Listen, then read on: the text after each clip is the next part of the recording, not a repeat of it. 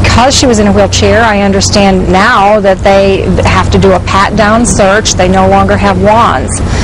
And my mother is 95. She's 105 pounds, 4'11", frail, and in ill health.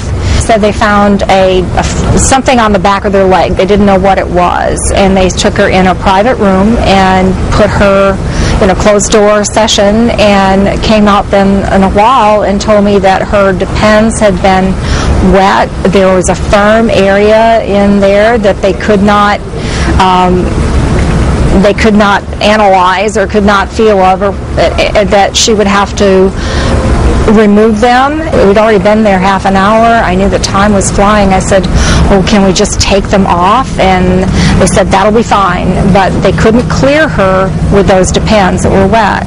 Got her back to the TSA area, the security area, and had to take her shoes off again, and my shoes, and load them in their bins. And by this time, I was crying. I was so upset. I knew the time was going. And so I'm now crying, and that triggered another alarm that I had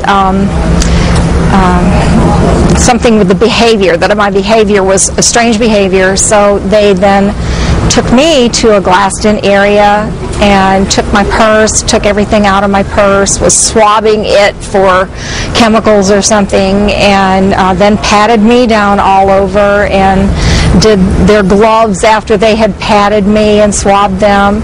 And meantime, they'd taken my mom back into the private room to complete the pat-down process.